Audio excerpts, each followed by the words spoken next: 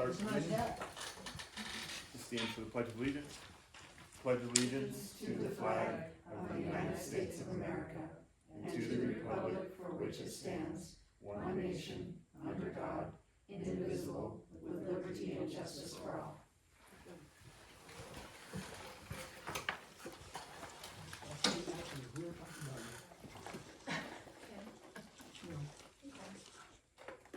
Okay, any public participation on any non-agenda items?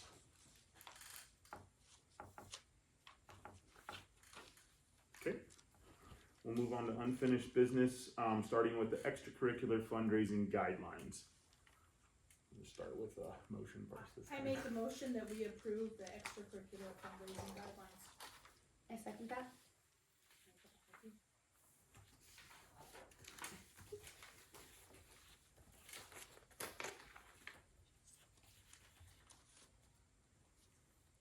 Okay, any other questions or concerns on that?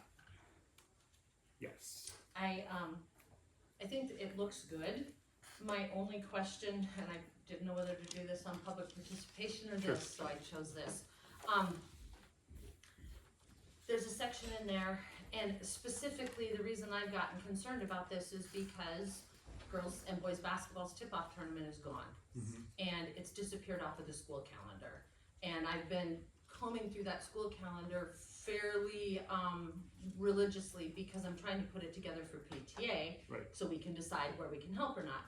Well, I don't watch TV. I get down a rabbit hole and I start looking at last year's events compared to this year's events, and I don't know, it can't be completely filled out yet, but as soon as they pulled the tip-off tournament, it piqued my interest, obviously, because the girls were given permission last fall to fundraise to keep that. I have a signed letter from the past principal. As you know, Ava came and said, can I fundraise and put on a camp for it? What can we do to keep it? And now it's not there. So I thought, okay, well, I'm just gonna kind of look at both of them. And interestingly enough, if you look at last year's volleyball schedule compared to this year's volleyball schedule, they added a match in Darby. So if transportation's an issue why we're fundraising, that makes no sense. And there could be some things that aren't ironed out yet. My ultimate question in this is if we're gonna start cutting events, I hope that everybody's looking at this so that if one group is gonna get cut, then everybody should have to feel the pain. But Sure. if they're all willing to work for it, then why aren't we gonna get our tip-off tournament back? I also know that the coach offered to give up his coaching stipend to underwrite the cost for both the boys and girls. Right. So I guess I'm not gonna let this go until, I don't want things taken away from our kids, especially when they're willing to work for them. So as we go into this fundraising thing, it states in there, there's a clause in there about approved activities, approved events, but ultimately admin has that purview, that's their job. But my fear is they're just gonna say, we've automatically said no and you can't fundraise for it either way. Every sport is getting one event taken away. Darby is getting pulled off. We were going back and forth between Mission and Darby. Mission's not gonna miss any school. That was the other important part. Darby, they will be out of school. Plus the coach is a teacher, so the school would need to hire a sub that day. So that's losing more money. So Darby's getting cut from volleyball. Okay, and that would make sense, Yeah. right? And then I look at wrestling and they're giving up going to Missoula and they're going to Shoto. And I'm like, if transportation money is an issue, why did you go to Missoula last year and now you're gonna go to Shoto this year? I went through it twice. I could be wrong, and if it's still a work in progress, that's fine. But I just want you to know, I'm looking. And I don't want any kid to have anything cut. As far as I'm concerned, if they're willing to go sell Lotus at the farmer's market on Friday night, and they're willing to do bake sales and put on camps for kids, why are we cutting anything? And if it's the lost instruction time, then let's call it what it is.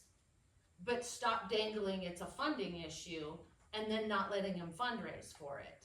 Yeah. You see my concerns? I do, and I don't think it's generally just a funding issue. I think it is a loss of instruction time that we're really trying to figure out and get our hands on the most. I think in that whole aspect of that, funding is always an issue. Right. We know that. Yeah. Transportation gets more and more expensive every year, and but I think we looked at both. But I think the big picture that we were looking at was.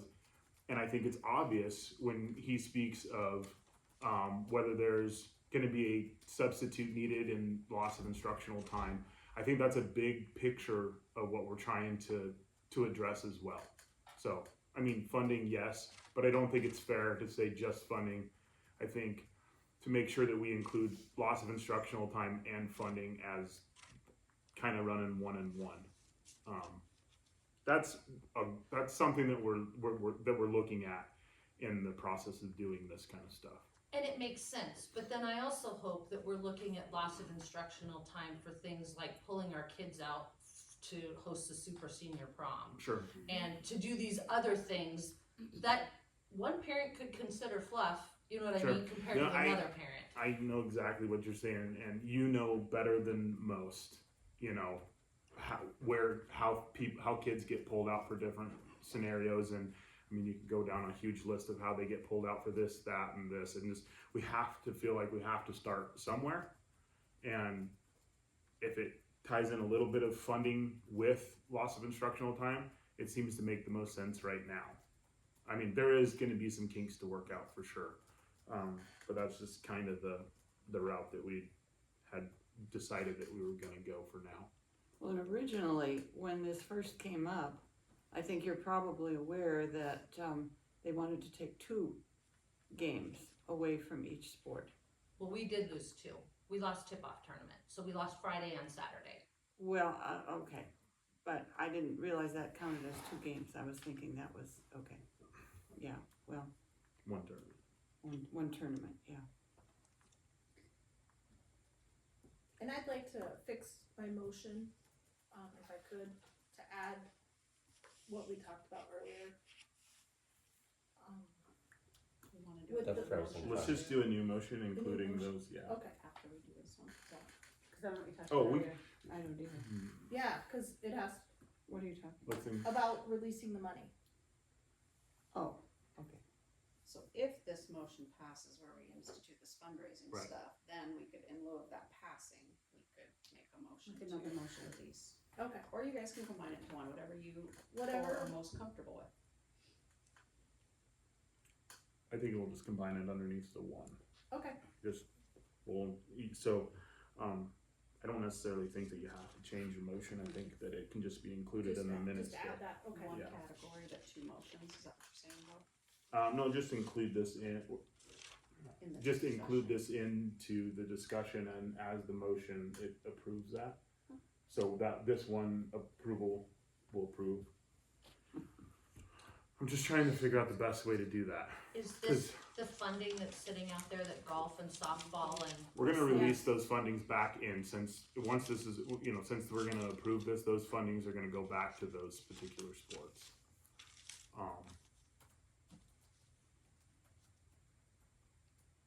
And I have a question when you're done with I that am. discussion. And, Okay, Tuesday, MTSBA had a Zoom training session on fundraising. And they brought up a lot of points which I didn't, well, a couple of points anyway, I didn't see covered in the policy here. And one was, as the fundraising has to relate to sex equity concerns. Mhm. So do we need to address that in this policy? The updated policies were sent to MTSBA, and they It says what, they were sent to, these were all went through MTSBA and all approved by MTSBA Oh, okay. prior to coming back to us. Yeah. all right, And it does say, Title IX, yeah, it does. Title Must IX be guidelines followed. must be followed to Right. support So, fairness. yeah, in the Title IX fundraising. Yeah. guidelines must be followed to support fairness and fundraising, yeah. So I think To make sure I think we will do it. We'll just make a separate motion after this Okay. to approve those funds. Okay. Any other questions on the extracurricular fundraising guidelines? Did you have any grammatical errors in there that you wanted to point out, just Not so in we that can, one, okay. no, That in the one's dual good. sports activity I did. I did have somebody make a comment to me, and they're not here, but they were headed here, some concerns about how this was gonna impact Booster Club. And so, that was something that they had said they wanted to talk about, but I don't see them, I don't know if they're still at the hospital.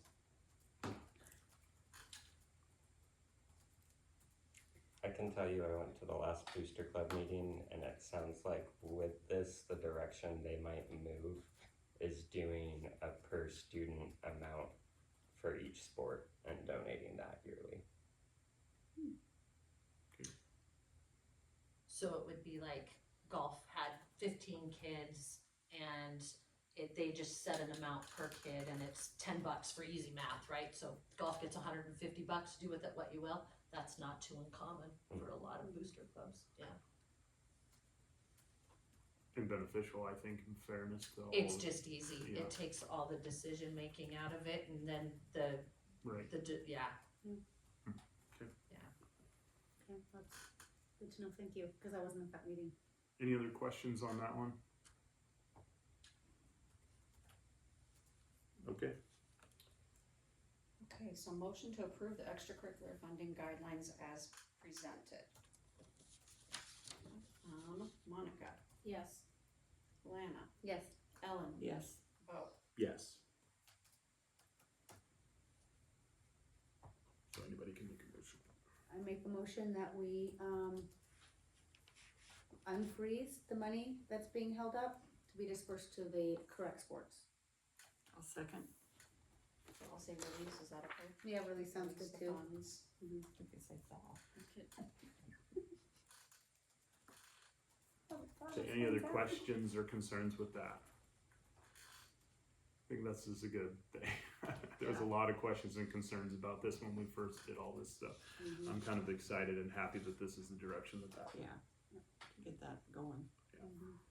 Okay, any other questions on that? Nothing, okay, we'll go. Okay, Lana, Yes. Ellen, Yes, Monica, Yes. Bo. Yes. Okay, dual sport policy.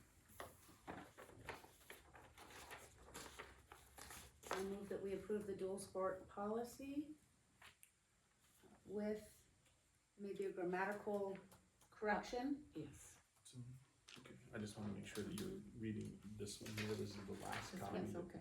Okay, let me see what This is the last Yeah. copy that he gave to us. So it would be in the fourth paragraph, if a student chooses to dual sport activity, should say if a student chooses to participate in a dual sport activity. Sounds good. And then at the bottom of that paragraph too, Mm-hmm. it will be known to the student prior to their final decision to dual sport activity. Again, to participate in dual sport activity. So you have to add the to participate in 2 places. Any other questions or concerns on that? Yeah. So this struck me the first time it was read. I would think it's in the purview of any coach to make a decision where you roster your kid based on their individual player development. Mhm. But I'm really questioning how you're going to make that decision in the small amount of time frame that kiddo has to, how are you gonna enforce that? Because you have 5 practices in, or does the coach kind of have to know before the season even starts that, hey, if you're gonna dual sport, there's some coaches that are gonna go, yeah, I'm gonna put you where I can slot you. There's Yeah. gonna be some coaches that don't maybe believe in the whole thing and go, I don't care where you're at, you're gonna be JV here, so make a decision. Right. Like, that's really difficult. Right, but, and I think it's gonna have to be done prior. I think this is gonna have to be something that's done not well in advance, cause you can't use well and advance, but I mean, like, it's gonna have to be done Prior to so competition. everybody knows what's coming down the line. Coaches, that's what this is all about. Yeah. Making sure that 2 coaches understand the fact that we're gonna, knowing, it's a tough decision to make, right? Because knowing where to put this kid, knowing that, hey, we could end up in this situation, but they're going here, you know? And so it's gonna have to be between those 2 coaches. That's why I like the fact that it's between the 2 coaches, it's between the parents and the player. Get it handled, get it figured out, and know where this player is gonna be when it comes down to that, so there's not a big issue like we've had in the past with, well, this one went here and now we're here and we need them here. Yeah. It's kind of, it's a small school thing and Yeah. it's different. I get it, but there's part of me that's like, kiddo takes a chance when they Oh, go yeah. try out for both sports. And so to hold some coaches' feet to the fire that they have to declare, I thought, why would you put it in there to begin with? Because it's already under the coach's purview where they're gonna roster kiddo. Kid, you're taking your chance. Go try hard in both. Where coach rosters you, then you let the chips fall. I think it's based on the events they may be missing in one sport. If they're gonna miss a lot of the important events in one, it may be better not to have them. So it's based on they come with the list of Event conflicts. yeah. Okay, that makes sense. And I 'Cause think I that, thought- I think that was something that was discussed and talked about. discussed They last come time. with the event Yeah. conflicts. Yeah. That's what I That was makes sense. trying to get at by, we meet early and get it figured out where and how this is gonna line up. Okay, because I thought, how would you Yeah. do that in Well, and I 4 think- practices? I think Yeah, that's last why they time have that's what they talked about, is they would have to sit down. Yeah. They list all the conflicted events, Yeah. and then the student says, athlete says, this is my primary sport, I'm gonna commit to this. Yeah. And I will possibly miss these, but it's fair then if the coach that said, if the student's missing some important event for the others, they say, Yeah. well, I'm sorry, but you'll be a JV player this year because I cannot hold a spot for you if someone else can make the Yeah. spot. So it's a byproduct of that conversation Yes. before the Yes. season even started. That's That what makes that's sense. how I understood it Yeah. as a coach. That's Am the I- way that, Okay, as okay. you explain it to me, that's the way it makes sense to how this is gonna have to happen. that makes perfect sense, but when I read it just in policy form, I'm like, God, how are they gonna do that? Like, Yeah. kiddo goes to practices and you gotta, like, Yeah, no, it's the preseason sit down talk. Yeah, okay.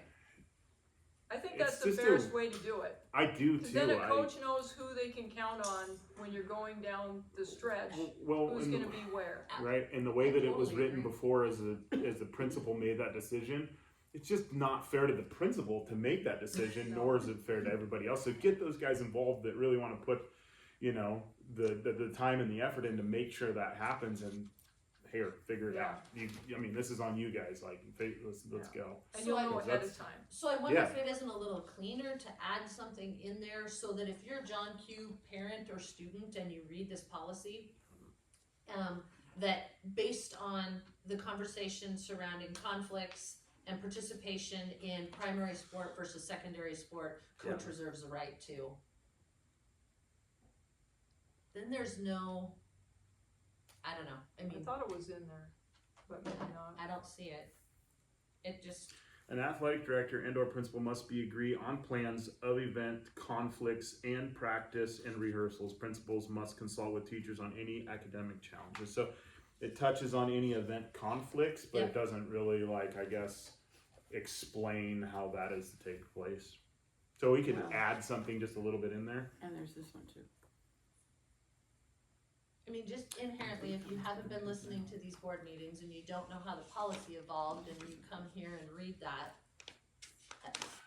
All conflicting events must be highlighted, and the Mhm. student must choose the event they will attend. Must have a plan for practice attendance in accordance with MHSA. Yeah. That's the second paragraph. So the student must choose. So the second paragraph is the student must choose a primary sport / activity. All conflicting events must be highlighted, and the student must choose the event they will attend. Must have a plan for practice, and then it goes down to coaches, advisors must agree on practice. That's pretty specific. And then if you go down to the responsibilities, it says a coach may only allow it depending on those circumstances and overall impact to the team. So I think that does answer it there, because that's that caveat. Why are we choosing this? It's gonna be based on circumstance, and it's gonna be based on impact to the team. So it might already kind of be explained in there.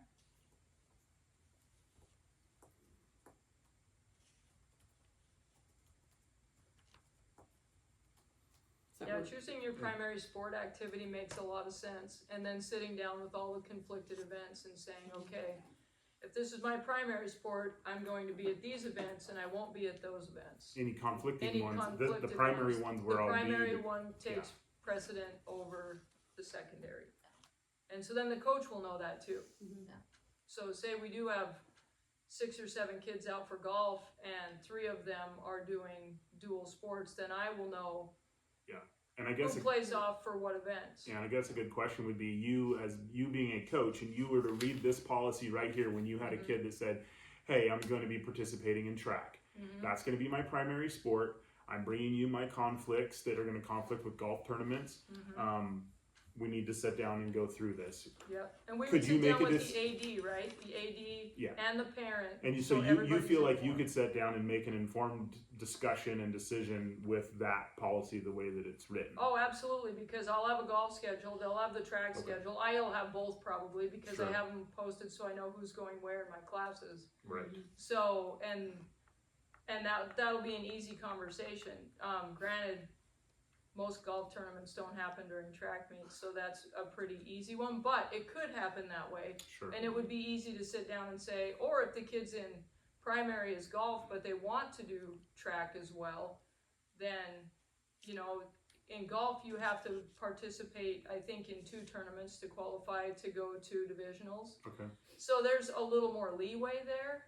Or like in track, if you've already qualified You're there. for state, you're already there, then you Right. can go golf in a couple of tournaments, but we'll have determined ahead of time, I will know who has to play off for those varsity spots for the golf team. Right. And if they say, hey, I qualified, I wanna come back, and I'll say, well, sorry, I know this is not gonna sound fair to you, but track's your primary sport, and these kids are committed to golf as their sole sport. Mhm. Right. And you said you weren't gonna be here, these guys have to have priority. And I think that's the big, Yeah, that was the JV type, yeah, you know. yeah. Mhm. And I think if you approach it with a very objective and diplomatic way, and you'll have that meeting to start the season, then it'll be okay. Yeah. I mean, there might be some angst once in a while, but that'll be okay. Life's full And you of gotta know angst. it's the choice that you make, you know, Yeah, when you do it. yeah, life's is all that- about choices, and then you live with what you choose to do. Okay. And so if that happens at that preliminary discussion, it'll just make it mute the rest of the, Yep. yeah, that makes sense. I just Yeah. thought, how do you do that to a coach? Yeah, Go 4 practices and declare. yeah. Wow. No, you come Whatever. before the season with all those Yeah. conflicts and sit down and That say, makes sense. this is my commitment. That's the way I understand Yeah. it would work best. Yeah, And it and that makes makes those total sense from a kids coaching get out there and get it perspective. done, yeah. Okay, any other questions or concerns with that?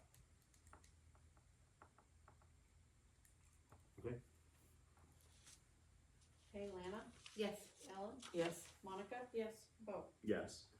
And then final, we'll approve the athletic handbook, for this year. I move that we approve the athletic handbook for the 24-25 school year. That is where we're at. How many years? I'll second. Any other questions or concerns with any of that? Are there any fundamental changes? Is it? It was pretty- adding these two, and what was the last one we were approving? Approved The informed consent and insurance verification form was already added in your district Yeah. policy, it's just. Everything else, replacing the one. nothing else changed. It was adding these two policies into, And there was one place we took one little piece out. oh, she wasn't here, explain Yeah, she that. wasn't I've here. watched it. Oh, you So, were? yeah. So, Okay. so the one It was piece just a where it wording. was Yeah, about the pre-game practice, that Yeah. goes back to coaches. Yeah. Instead of that just being a no-go, the coaches will have discretion over whether their students are manipulating that or not. I do remember that conversation. Yeah. So I think that was the only other change in there. It's Yeah, pretty that was similar. it. It was those four Which- things. I think that was stated last year, we just talked about it again to make sure it was following MHSA guidelines. Right. Okay, any other questions or concerns with that? Okay, we'll approve that. Yeah, Lana, Yes. Monica, Yes. Ellen, Yes. Bo. Yes. Okay, that'll wrap up this meeting, 6:25. Good job. The record. Good And I times, had but they all. I had a couple of things before. Not quite. I know, but We- close. It was close, Okay. yeah. It's, I think